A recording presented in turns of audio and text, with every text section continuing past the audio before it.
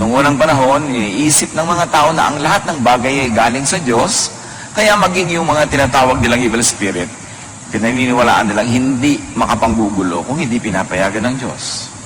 At itong episode na ito, si Haring Saul masyadong bothered.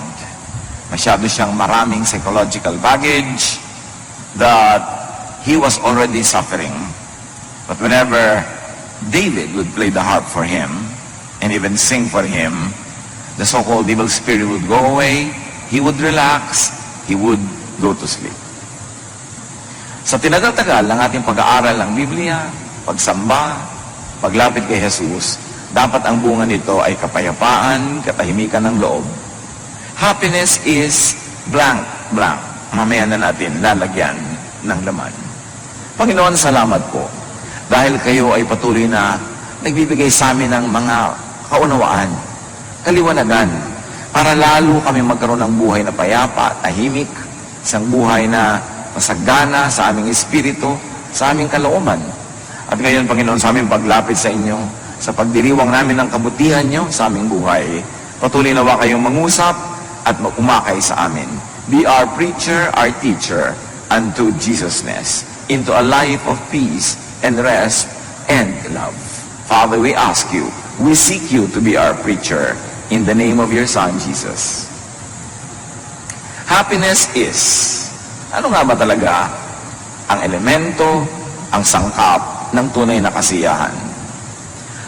Negative emotions, according to studies, become negative energies that block other energies. Na yung ating mga negative emotion, they become electrical impulses in the body, they become energies that are negative, at sumasalungat sila sa pagdaloy ng ibang mga positive energies in our body. Kaya nagkakaroon tayo ng mga karamdaman pag lagi tayong mga merong negative emotions. Yung nararamdaman mo lang sa iyong puso, nagiging physical at nagkakaroon ng mga physical manifestations. James 3:16, for where you have envy and selfish ambition, there you find disorder and every evil practice. And that disorder is not only in terms of social relationships among people, it also happens within the organs of the body. Nagkakaroon ng mga iba't ibang sakit. Kaya yung mga tao pag ninenervyos, naninigas ang sikmura, nasisiraan sila ng digestive processes. Kapag sila ay laging galit, nagkakaroon sila ng mga problema sa lungs. At pagka sila ay laging nagagalit, umaapekto pa ito sa liver. Maraming effect. In fact, pagka natatakot o kaya ay nagsiselos, hindi makakatulog, apektado ang physical health. Iisa ang tao at ang kanyang damdamin, ang kanyang katawan, ang kanyang kaluluwa ay iisa rin. Luke 6:45, a good man brings good things out of the good stored up in his heart. And an evil man brings evil things out of the evil stored up in his heart. Kung ano daw ang laman ng puso, yun ang lumalabas sa bibig, lumalabas sa kilos, yun ang nagbubunga sa pang-araw-araw na buhay.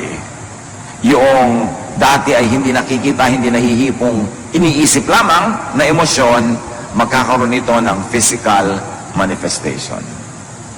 Negative emotions become negative energies that block other energies, disrupting bodily functions and destroying tissues, causing disease. At ito'y sobrang dami ng patunay sa siyensya. At sinasabi yan sa Biblia, Proverbs 14:30, a heart of peace gives life to the body, but envy rots the bones. Pag payapa ang loob, malusog ang katawan, pero pag may inggitin at marami mga negative emotions, masakit sa katawan, nagkakaroon ng karamdaman. Proverbs 17:22, a cheerful heart is good medicine, but a crushed spirit dries up the bones. So yun ang isa sa mga pinakamahuhusay na gamot. Yung ikay maligaya, ikay masaya, ikay payapa, tahimik. Na kung cheerful ka, kung yung attitude is to find good in everything, to find happiness even in difficult situations, yung ikaw ay optimistic, hopeful, daig mo pa ang merong maintenance medicine. Negative emotions like sadness, loneliness, depression, anger, hatred, jealousy, envy, worry, fear, at kung ano pa, make you sick. Napatunayan na yan sa napakaraming mga experiments at mga observation in a scientific way. Pag mga negative ang emotions, madali magkasakit. So beware of social media na napakadali mong magalit, mainis na mga nababasa mo o napakadali mong manginis sa mga ipinopost mo. Very poisonous kung minsan yung pupunta ka lamang dyan kung ano-anong negative emotion na ang iyong madarama. So social media could be toxic, could be dangerous to your health pagka hindi ka nag-ingat at wala kang inner protection. Proverbs 15:13, a happy heart makes the face cheerful, but heartache crushes the spirit. Na pag ang tao ay masaya sa kanyang kalooban, hindi mo mailihim sa mukha. Ganon din pag siya nagselos, pag siya nagalit, kitang-kita mo sa mga tiklop ng mukha niya na siya ay galit. At pag umiibig din naman, hindi mailihim kung bakit merong kulot yung mga dulo ng mga labi sa pagngiti. Pati sa paghakbang at paglakad, ay kitang-kita mong umiibig ito. At pagka biglang nabigo, kitang-kita mo rin sa kanyang katawan. So yung nararamdaman ng puso, lumalabas sa katawan. Ecclesiastes 11:10, banish anxiety from your heart and cast off the troubles of your body. So yung heart, yung body, pareho yan nagsasuffer when there is anxiety, when there is a psychological baggage. Negative emotions can be caused by very real, present stimuli. Ano ba ang nagiging dahilan ng mga negative emotions natin? Yung tinapakan ka, inaway ka, pinagalitan ka ng wala sa lugar, siniraan ka, yan, mga totoong-totoo. Meron ron, very physical yung stimuli. Yung talagang harap-harapan, binuhusan ka ng kape, sinampal ka, etc., etc. Negative emotion yan. Kasi tunay na may nangyayari na dapat magkaroon ka ng reaction. Proverbs 23, it is to one's honor to avoid strife, but every fool is quick to quarrel. So merong dahilan para ka mang-away, pero sabihin ganun, paghangal ka, mang-aaway ka nga. Pero kung matalino ka, iiwasan mo yun. Hindi lamang dahil sa social problems, legal problems, but you will have physical health problems pag nakikipag-away ka. Proverbs 15:1 and 4, a gentle answer turns away wrath, but a harsh word stirs up anger. Word, salita, sound waves. Pero pag nadinig ng tenga mo, tataas ang iyong presyon, mapupuno ka ng mga energy para maging matapang at mapang-away dahil lang sa narinig ng iyong tenga. So you see how sound waves affects your brain and how your brain decodes it and turns your body into a warrior. At pagka nasa war-like mood ang katawan, toxic yon. Ang effect nun, later on, masama sa katawan na yon. The soothing tongue is a tree of life, patuloy ng verse, but a perverse tongue crushes the spirit. Napakadaling manakit ng damdamin. Magsabi ka lang ng isang salitang nakaka-insulto, nakakagalit, salita na nakakasira ng reputasyon, magagalit na agad yung nakarinig nito.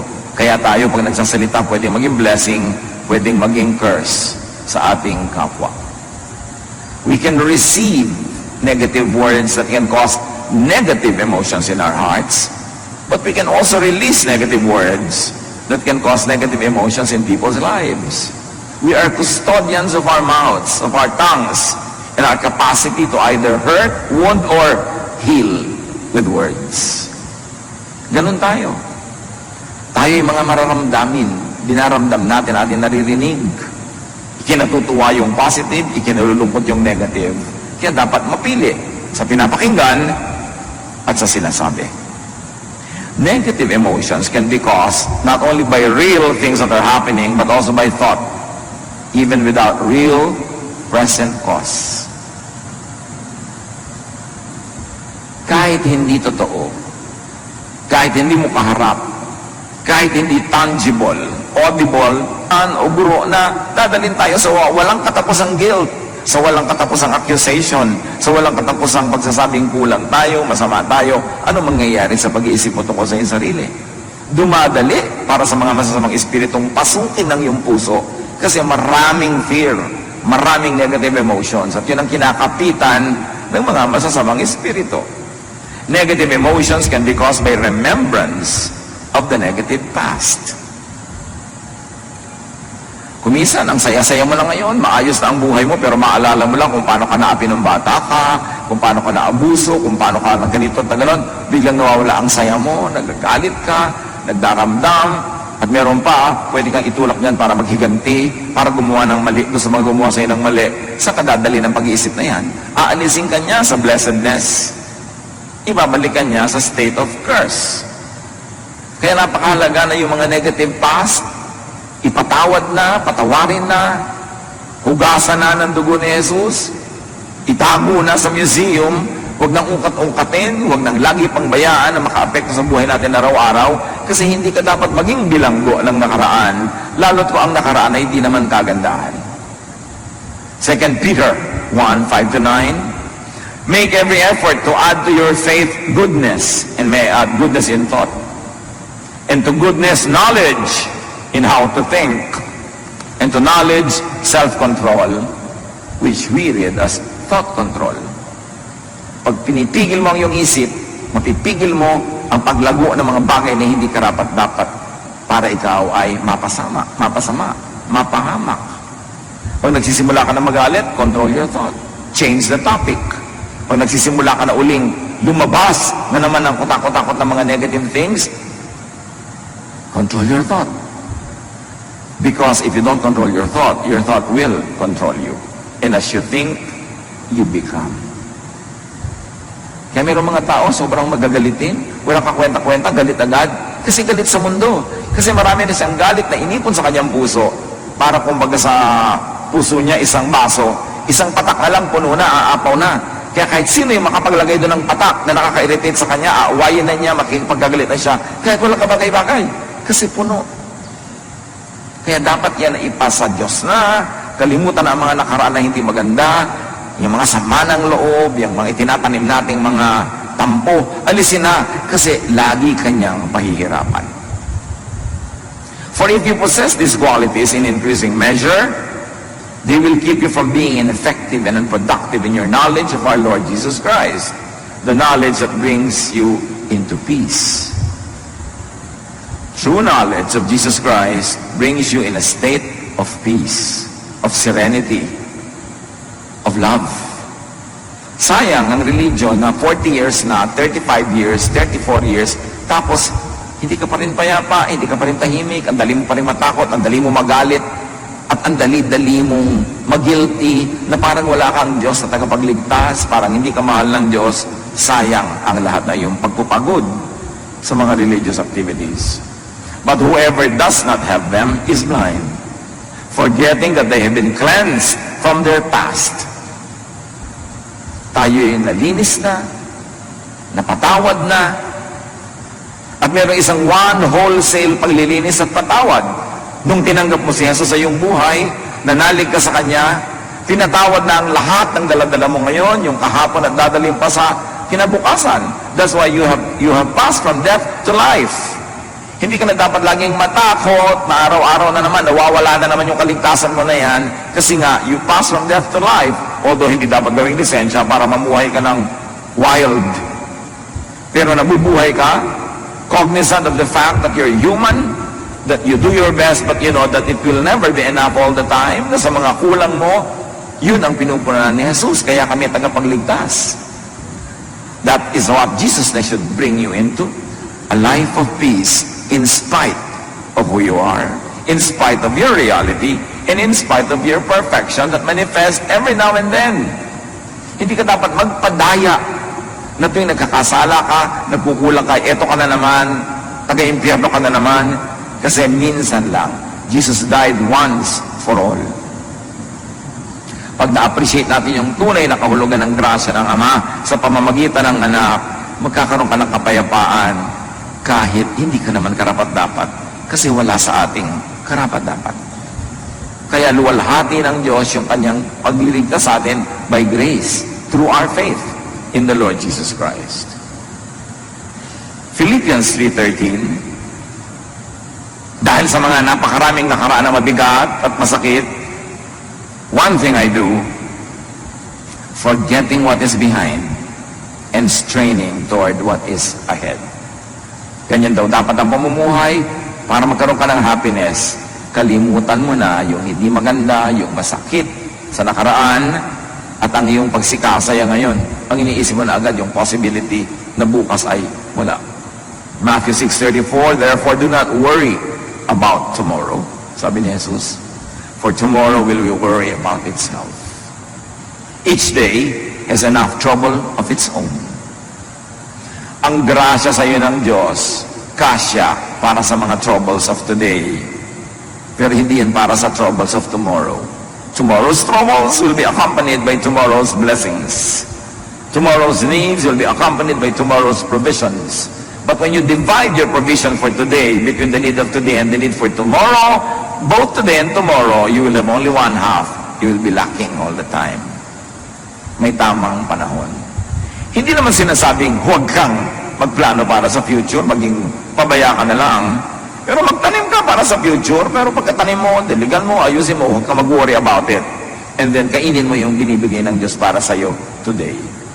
Proverbs 27:1, do not boast about tomorrow, for you do not know what a day may bring forth.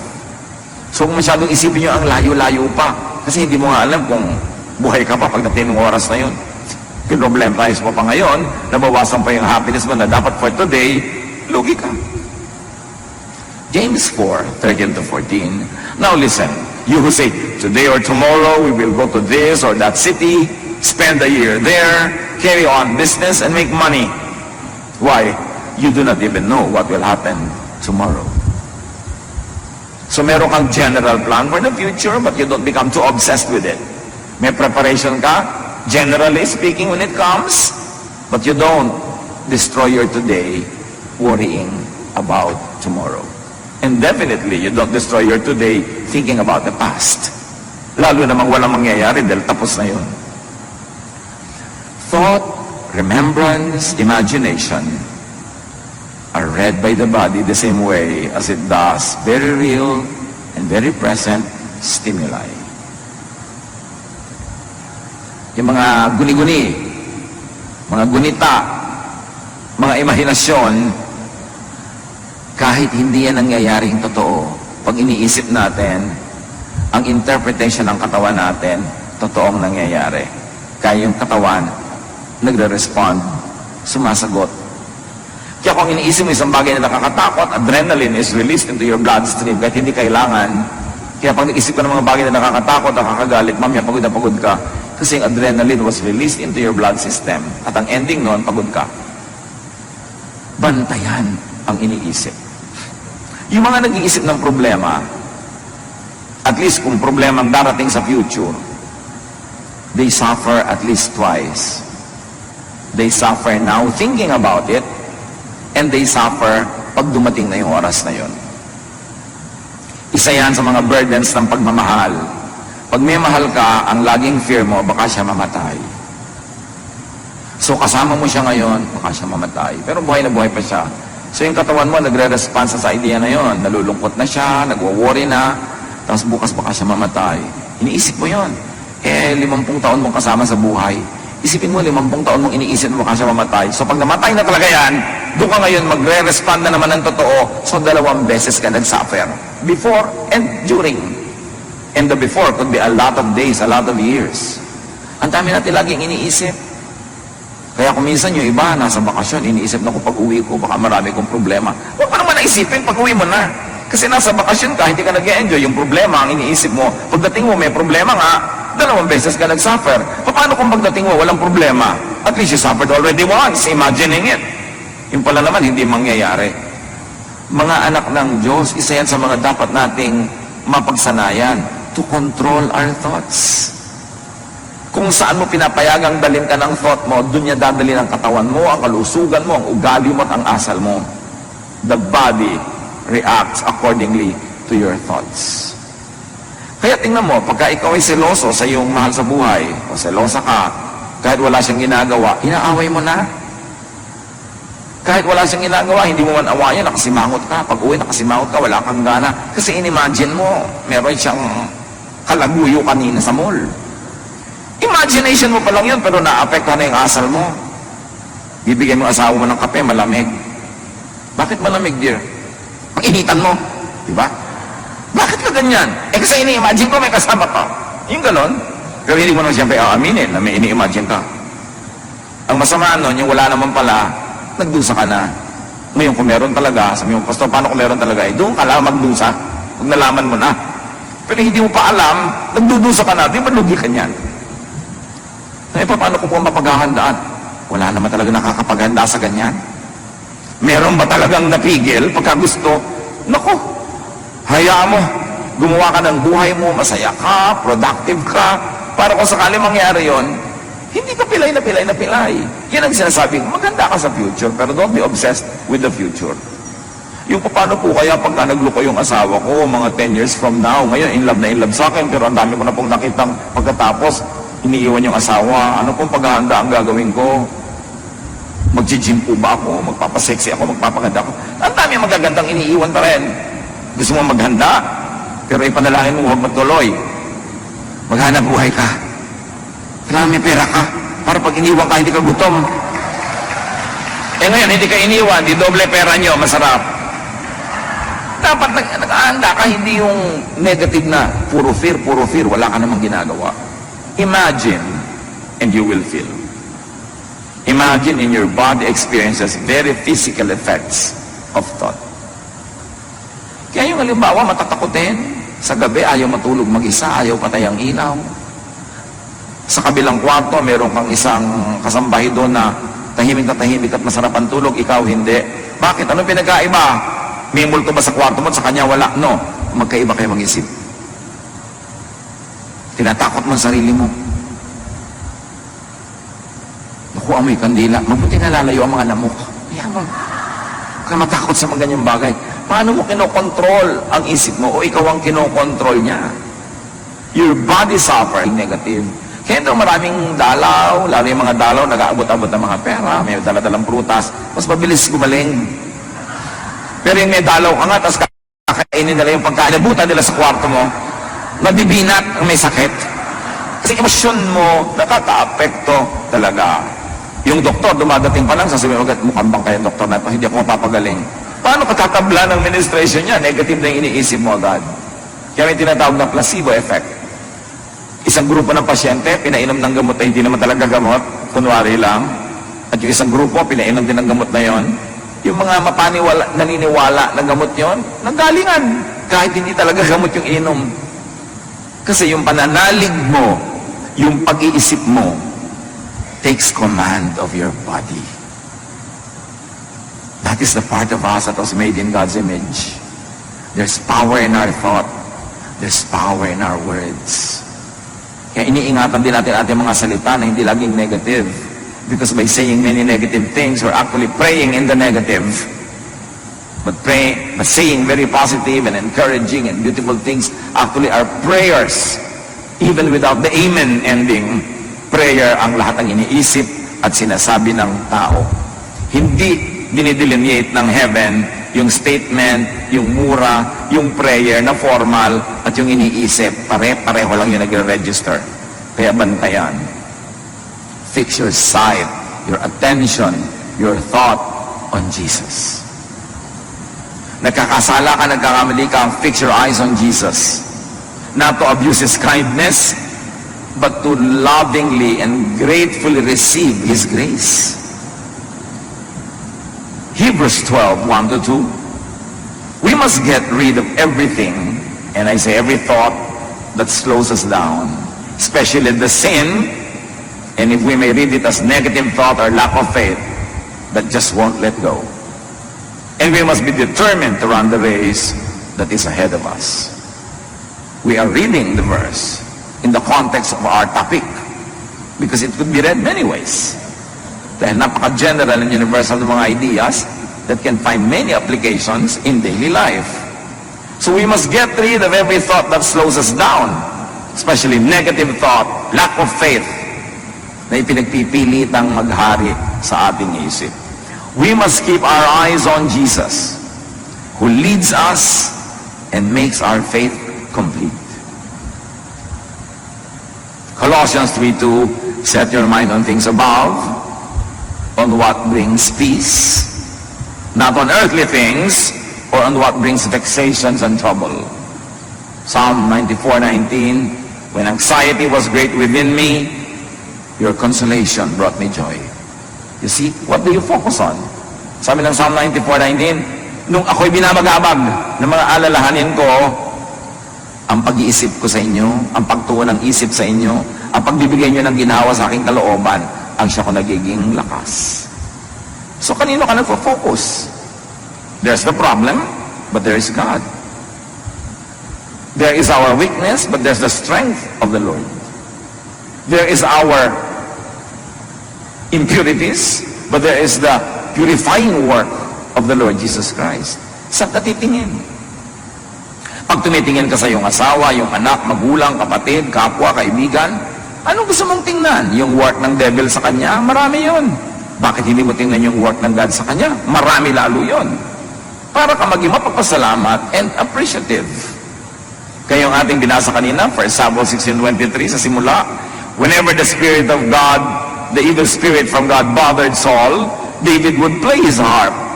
Saul would relax and feel better, and the evil spirit would go away. Read the evil spirit as vexation. Probably envy, because Saul was envious of everyone around him, especially David. And then David was playing the harp. Ano nangyayari? There was a non-threat. Relax si David, wala siyang hawak na armas, siya ay tumutugtog, wala siyang hawak na bato na ibinato niya kay Goliath. So there's relaxation. And when there is a non-threat, when there is relaxation, evil spirit goes away, meaning peace and rest come instead. Pag in-analyze mo yan, in a very physical way, what drives away the evil spirit? Relaxation, trust, and the beauty of music, the beauty of a song. Kaya napakahalaga ng arts sa buhay natin. Kasi pag tayo nakakakitiyan ng magagandang bagay, nakakarinig ng magandang musika, pagka tayo ay naliligid ng mga taong nag-i-inspire sa atin na mag-relax, kasi sila ay non-threatening, non-competitive, what happens? Evil spirits go away. Whether those spirits are actual spirits or emotions that are very, very negative, the poetic writers of the Bible call evil spirits. Whether they are real evil spirits or symbolic, the same effect happens. When you relax, your demons go away. Kaya sa lifestyle natin, maganda naman na tayo ay busy, maganda na tayo productive, maganda na tayo maraming ginagawa, pero dapat marunong ka magpahinga. Kasi pag hindi ka napapahinga, pinamumugaran ng mga masasawang espiritu ang iyong utak. Kasi yung kulang ka sa tulog, kulang ka sa pahinga, madali ka magalit, tapos nagsiselos ka pa, nainggit sa iba, kaya dali-dali mong akitin ng mga masasamang espiritu para pumasok sa isang magulong pag-iisip. At habang gumugulo yan, lalong dumadali sa kanila, naguluhin ka pa ng guluhin. That's why that trend has to be reversed. The cycle has to be escaped from. The cycle of negative feeling and negative ideas. At gawin itong positive. Romans 8:6, the mind governed by the flesh is death, but the mind governed by the Spirit is life and peace. Mind. Our mind is the biggest battleground. Pag natalo ka na sa loob ng isip, matatalo na ang iyong katawan, matatalo na ang iyong ugali, matatalo na ang ginagawa mo sa labas, at pakikitungo sa iba, talo ka na. Ang nananalo sa spirit, sa isip pa lang. Our battle is not against flesh and blood, but against powers, against principalities in the air, or if you like to say it, principalities and powers in the brain, in the mind. Yung mga umaagaw sa atin, sa ating pag-iisip, sa ating value system, sa ating behavior. Negative emotions make the body go in fight or flight mode, marshalling and expending precious energy, and they cause stress, imbalance, illness, and damage to the body. Mga kapatid, kung meron sa ating sakitin, may dumaan lang na ibon, may sakit ka na. May konting alalahanin lang, sobra ka ng inuubo. Laging masakit ang ulo, masakit ang bewang, masakit ang paa, masakit lahat. Paki-review ang paraan ng inyong pag-iisip. Baka kayo malungkotin, madrama, masuspetsa, maselos, lalo mainggitin. Napakarami mga mainggitin, lagi may sakit. Hindi nakakapagtaka yun. Kasi ang inggit, parang anay yan na kumakain sa loob ng iyong puso. Magkakasakit ka. Hindi ka pwedeng mainggitin na hindi ka nagkakasakit. Kasi pagka tuwing umaasenso yung buhay nyo ng kapwa, sumasama ang pakiramdam mo. Mayroon nga mga Korean na nagsabi because of the excessive progress or so-called materialism daw ngayon, whenever the house of your neighbor gets an extension, you have a heart attack. Dahil nagkakainggitan. Mayroon sobrang kompetisyon. Pag ikinalulungkot nyo ang pag-asenso ng kapwa, kakasakit kayo. Pagka gusto nyo masama ang mangyari sa kapwa, bago pa makarating sa kanya yung masamang thought, nasa loob na ng isip nyo, mangyayari na yun sa inyo in many ways. Anger, jealousy, envy is like acid. It destroys its container before it could destroy others. Kaya bantayan natin ang ating isip kung ano yung pinaglalagay natin dyan. Kasi dyan nagsisimula ang ating sakit o paggaling. Importanteng kontrolin yan. James 4:1, what causes fights and quarrels among you or within you in your person? Don't they come from your desires, from your feelings that battle within you? So you see, feelings that battle within you cause a lot of imbalance and will cause a lot of problem. Isaiah 40:30-31, even youths grow tired and weary, and young men stumble and fall. But those who hope in the Lord will renew their strength, will renew their thought, will renew their emotions, because those whose thoughts are in the Lord become well. They will soar on wings like eagles. They will run and not grow weary. They will walk and not faint. At ano lahat ang source nun? When you hope in the Lord. When you are positive. When you believe, you will have abundant, even above normal strength. You will run and not be weary. Sabi in a poetic way. You will always renew your strength. Why? Because you hope in the Lord. Nananalig ka, kumakapit ka sa Panginoon, madilim man, sumusunod kang nakakapit sa Kanya, nagtitiwala, dumadaan ka man sa mga hirap, alam mong may pag-asa, at lalabas ka rin dyan sa lalong madaling panahon.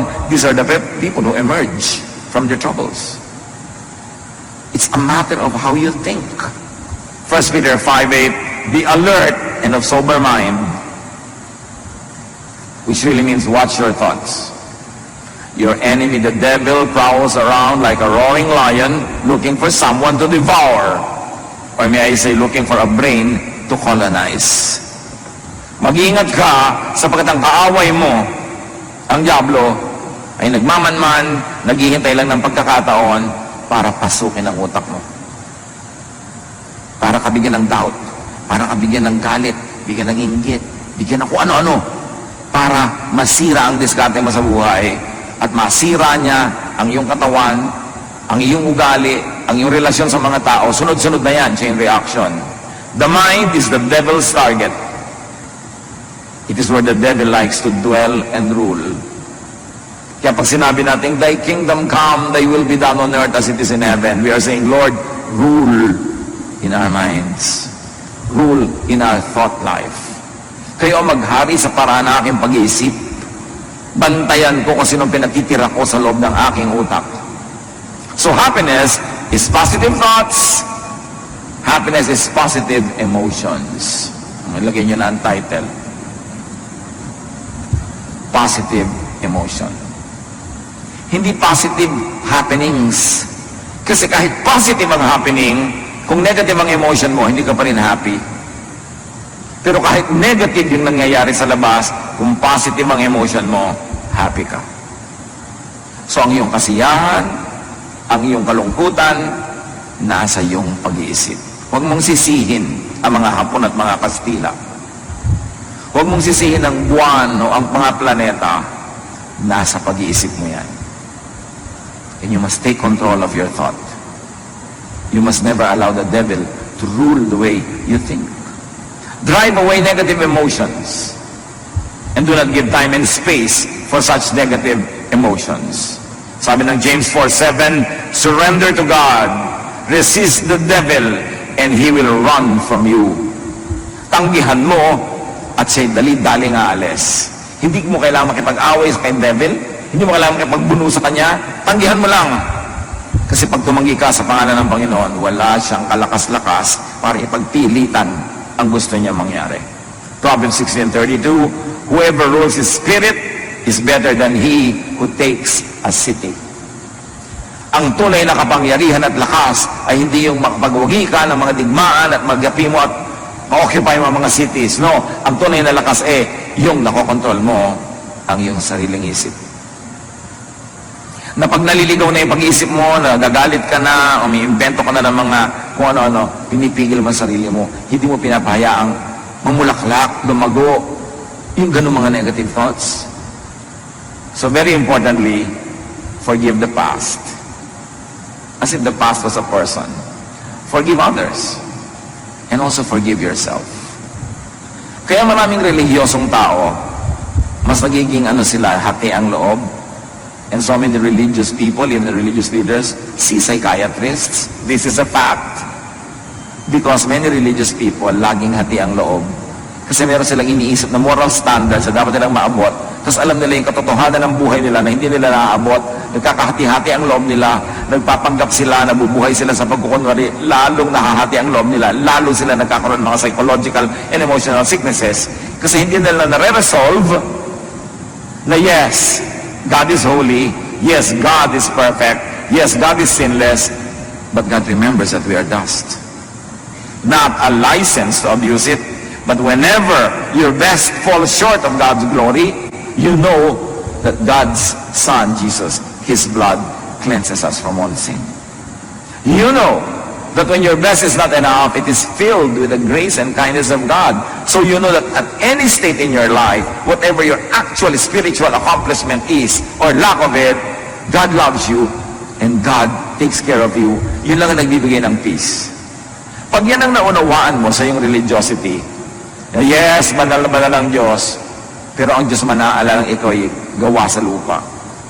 Natatanggap mo yun. Hindi mo inaabuso, hindi mo ginagawang lisensya para sinasadya mo ng magkulang, pero alam mo sa iyong mga pagkukulang, pinupuno ka ng Diyos, doon ka lang matatahimik.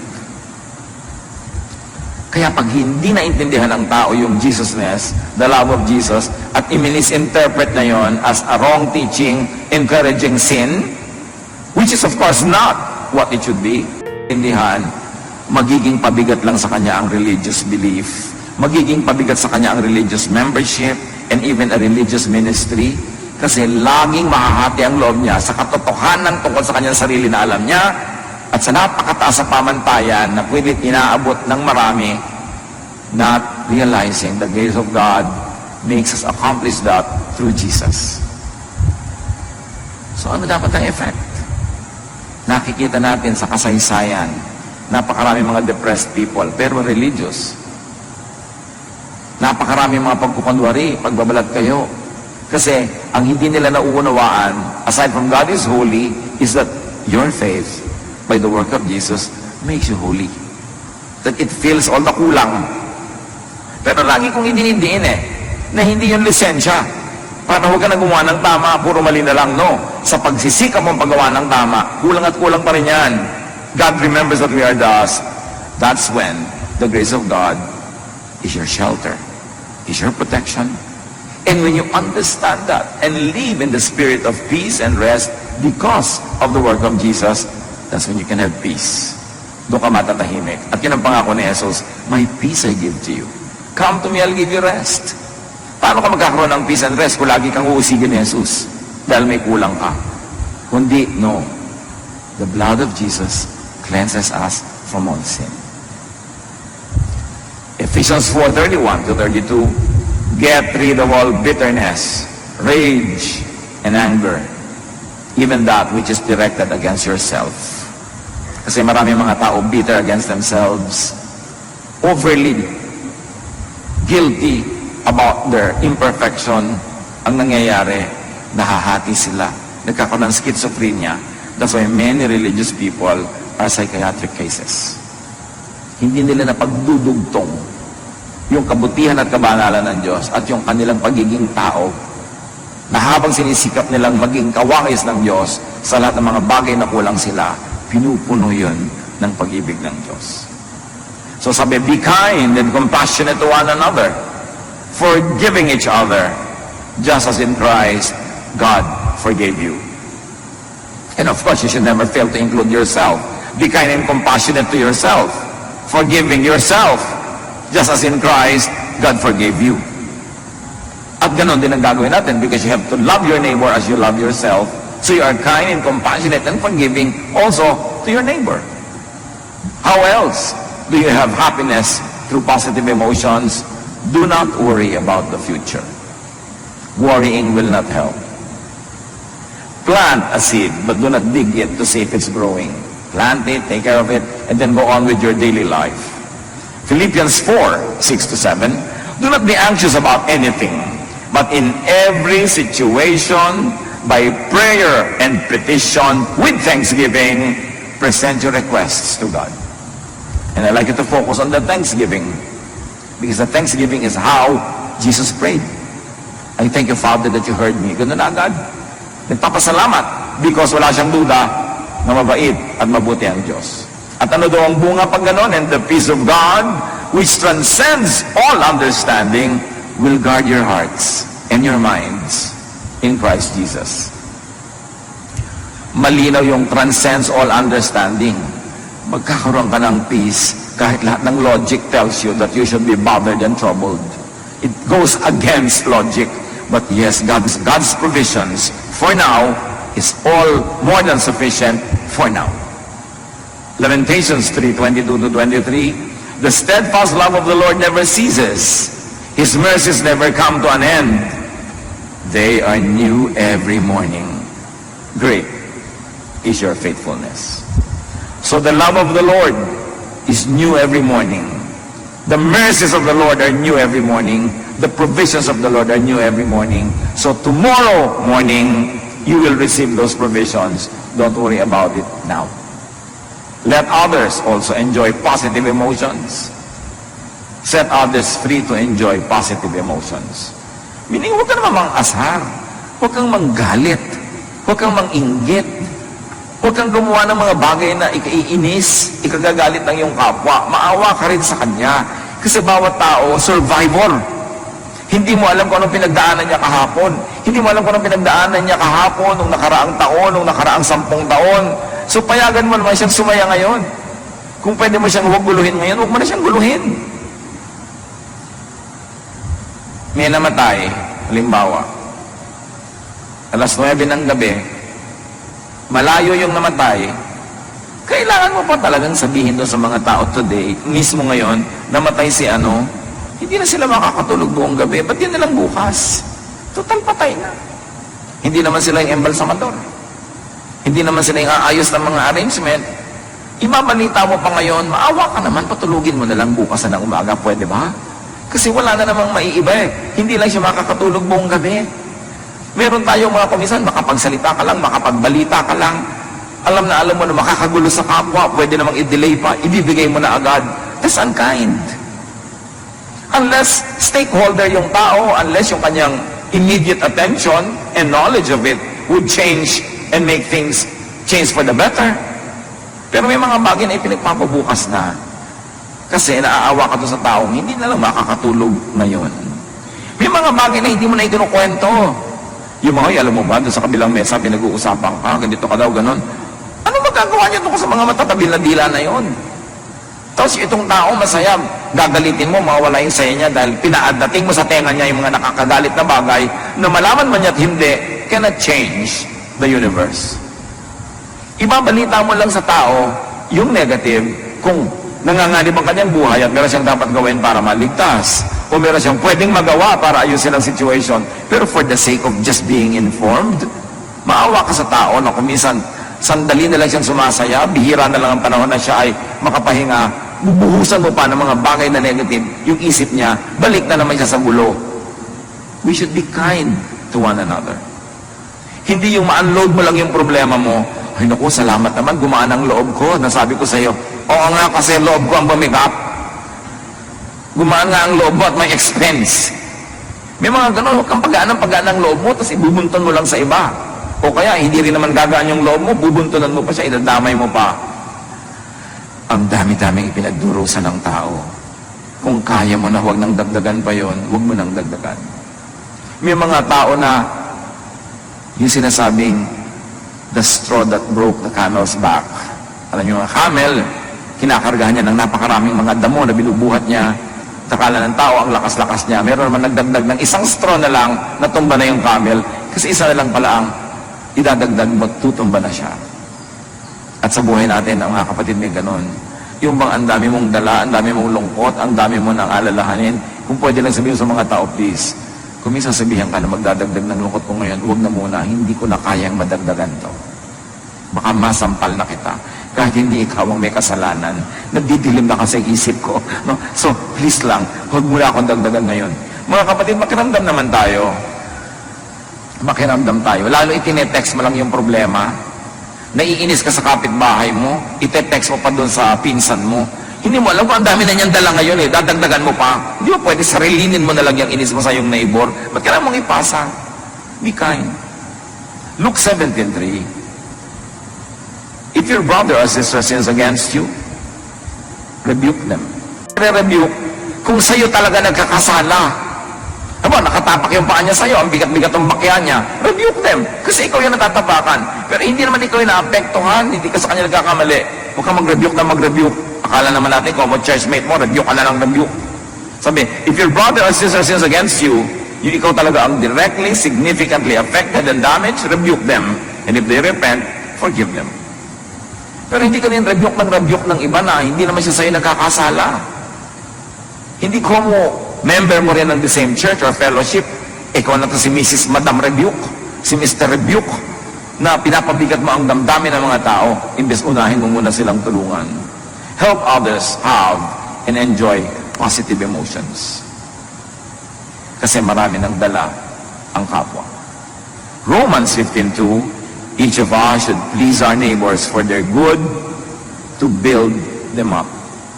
So stop scaring people. Stop making others worry. Stop provoking others into negative emotions. Kung hindi kailangan, huwag na tayong manakot. Huwag na tayong manggalit.